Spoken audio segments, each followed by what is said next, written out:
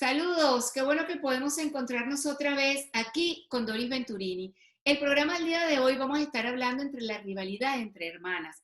Se hizo viral un video donde una niña que cumplía 3 años, la hermanita le sopló la vela. La impotencia y la furia de la cumpleañera fue tal que agarró por las greñas a la hermana.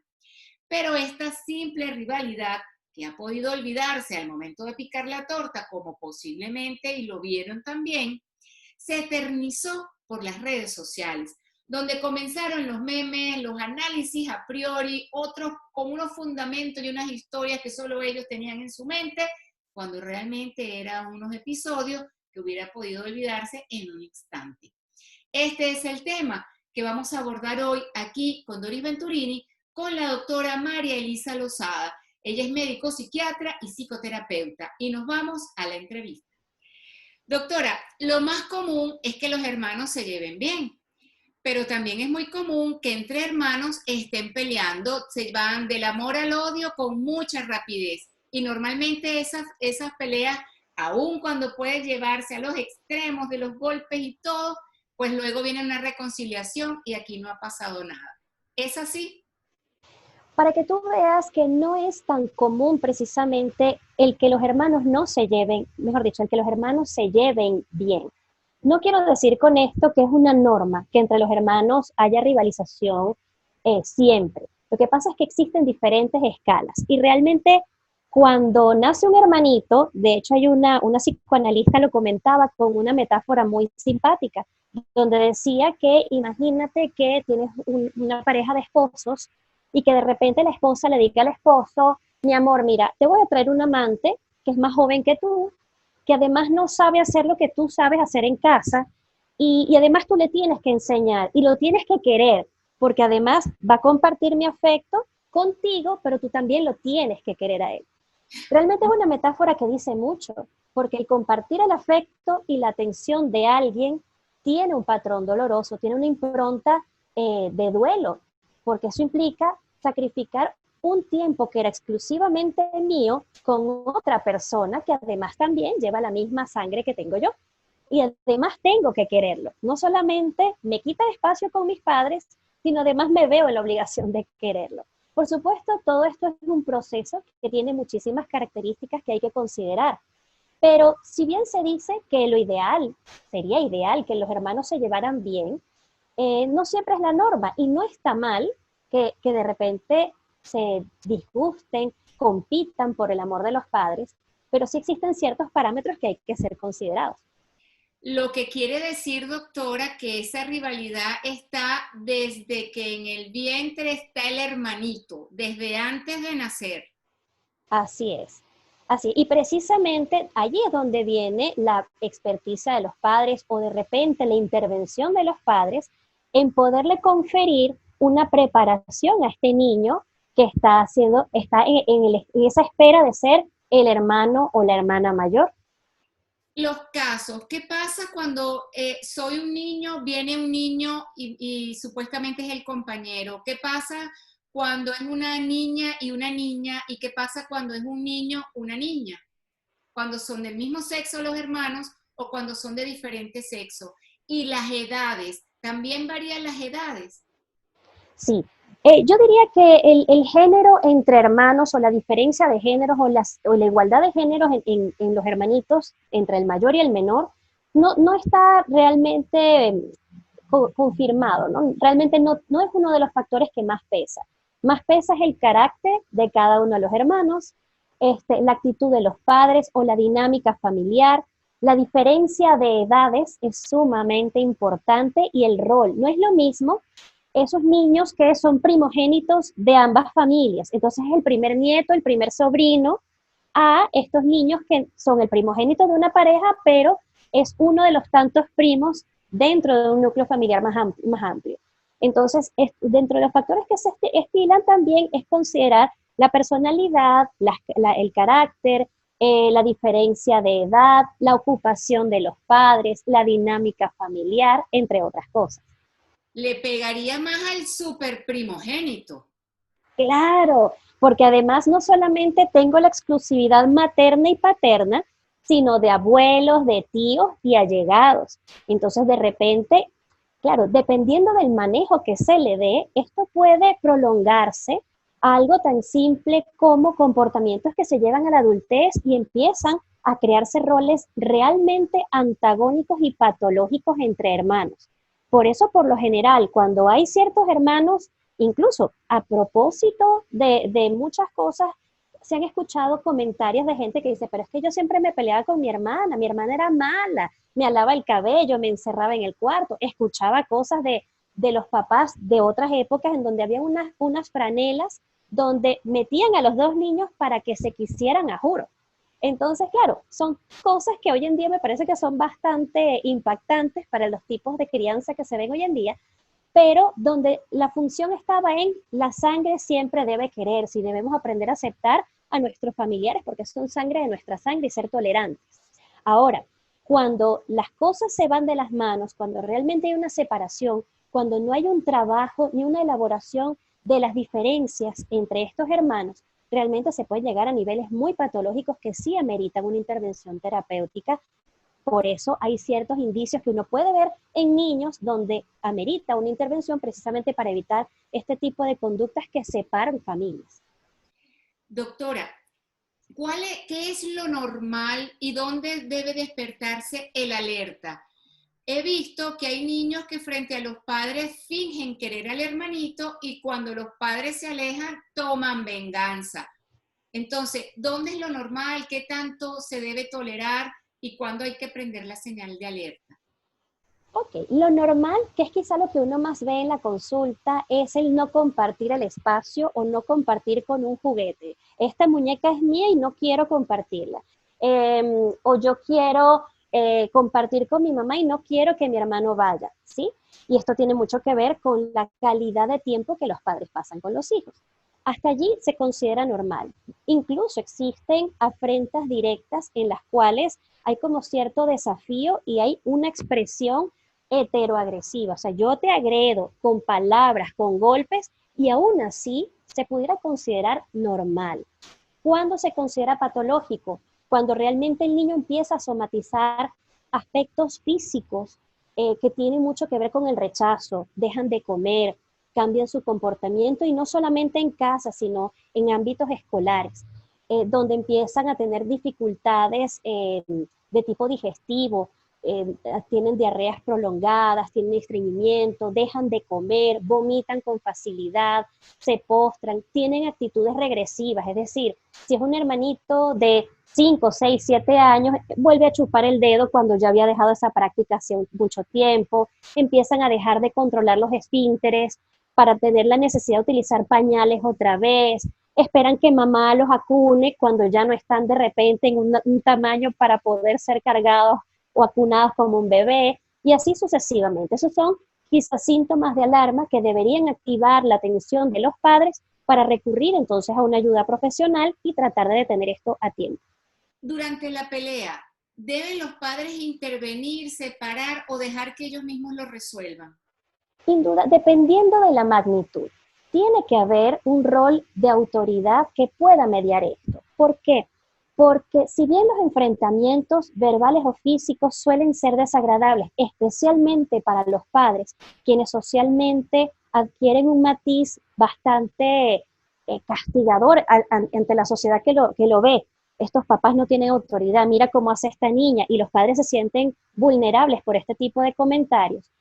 Tiene que haber un límite, tiene que haber una norma en casa con una consecuencia. Porque este tipo de rivalidades fraternas tienen un aspecto positivo. El tener un hermano no solamente estimula sentimientos negativos, sino también positivos. Entonces, es el hecho de repente darle herramientas a los hijos para que desarrollen mecanismos de afrontamiento. Es que puedan aprender a tener límites, es que puedan en la vida tener herramientas para poder disentir sin necesidad de llegar a la agresividad, entre muchas otras cosas. Entonces, los padres deben intervenir sin caer en la agresión, sin favorecer a uno o perjudicar al otro, sino simplemente deben tener una actitud normativa. Y es decir, mira, esto no se hace, de repente pídele disculpas, o mira, ¿cómo te gustaría? ¿A ti te gustaría que te hicieran lo mismo? Son aspectos que es importante que los padres practiquen, porque de lo contrario, si se dejan pasar y no se corrigen en el momento, al tener una sanción asincrónica, es decir, a destiempo, el niño no logra comprender por qué tengo una sanción si el momento ya pasó. Entonces asumo, cuando los padres no intervienen, que eso está bien. Y si intervienen después, entonces no logro asociar qué fue lo que hice mal. Los hermanos, los morochos, los mellizos, los que nacen con segundos de diferencia, ¿hay también este tipo de rivalidad o por el contrario son más unidos? Suele haberlo menos. Según estudios han demostrado que ellos tienen más bien una fraternidad en algunos casos, sobre todo en lo que llamamos hermanos idénticos, ¿sí? Con la misma carga genética, que son idénticos, hay más bien como una complicidad entre ellos. ¿Okay? Hay algo diferente. Se dice que en embarazos donde hay mellizos, que son de diferentes géneros o que están en bolsas distintas, pudiera haber cierta rivalidad, pero en embarazos múltiples hay como cierta, sí, cierta complicidad entre ellos, a diferencia de los hermanos con edades diferentes y de embarazos diferentes. Esos hermanos diferentes, mientras más grande el hermanito mayor, me imagino que hay mayor capacidad de comprensión. ¿Cuál sería la diferencia de edad entre un niño y otro para que pueda llevarse, para disminuir esa rivalidad? ¿Y qué pasa con aquellos que nacen casi que los 9 meses después del primero, ¿no? Que son casi que nacen juntos en ese caso, y los otros de 2 a 3 años de diferencia? Depende del ingenio de los padres de cómo conducir a estos niños. Yo creo que aquí, más allá de la edad, interviene el rol de los padres dentro de la crianza, porque incluso puede no haber una diferencia grande entre un hermano que se lleve 10 meses, que se ha visto muchísimo, por lo menos aquí en Venezuela se ve muchísimo, donde incluso pueden verse como hermanos sin diferencia. Y esto aquí es donde tiene que ver mucho la actitud de los padres en esta diferencia y sobre todo la inclusión de este niño en la llegada de este hermanito.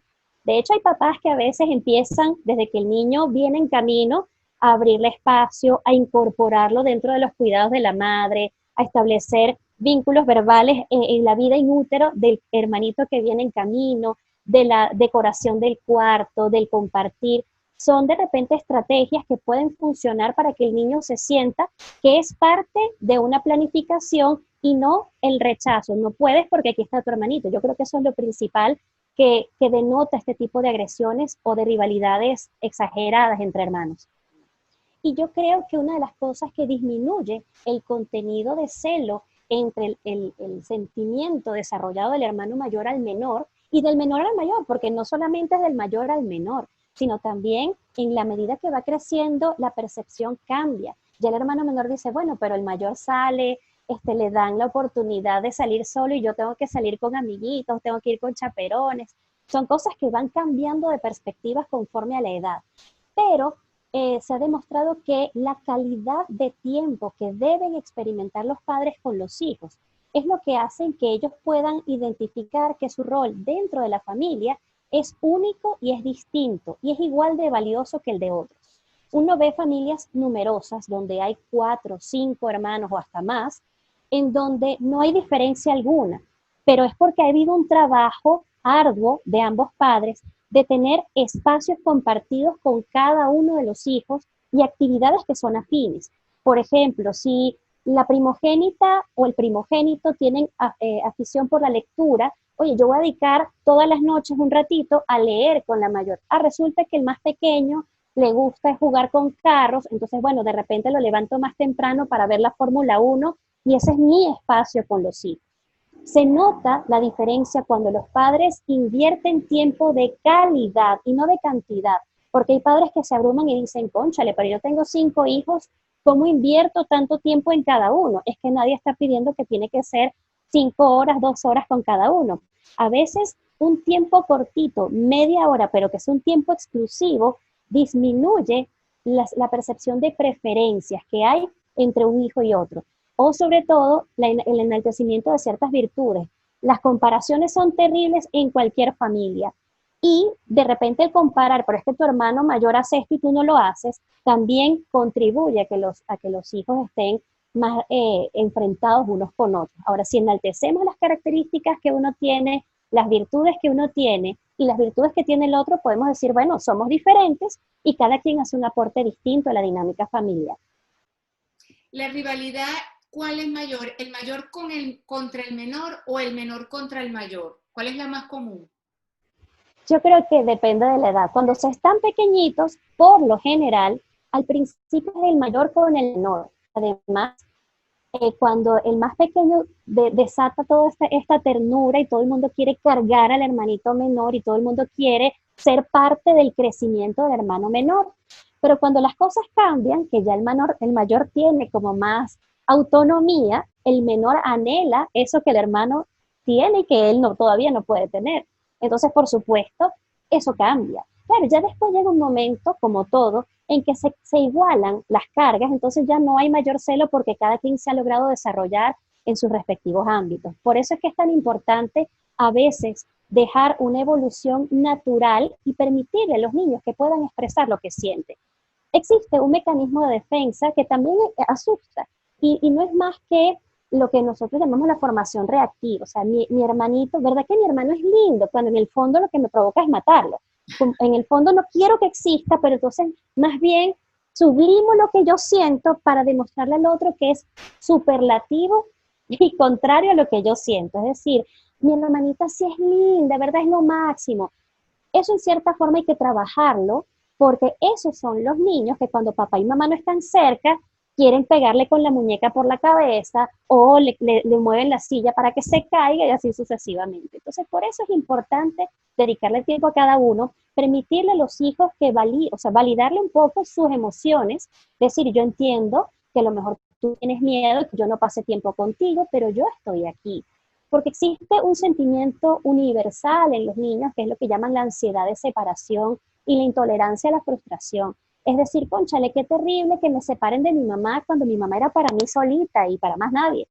Y mi papá venía del trabajo a jugar conmigo. Y resulta que ahora ya de repente sí, viene a jugar conmigo, pero ya esa cantidad de tiempo que me dedicaba, tengo que compartirlo con un hermano menor que no estaba en mis planes como hermano, ¿sí? Y esto también hay que permitirle decirle a los hijos, sí, pero yo comparto tiempo con tu hermano, pero eso no quiere decir que te dejo de querer o que voy a dejar de estar contigo. Y es importante, creo, para los padres hacer una autorreflexión puntual conforme va pasando el tiempo para poderse evaluar como padres y poder escuchar a sus hijos que siempre tienen también quejas.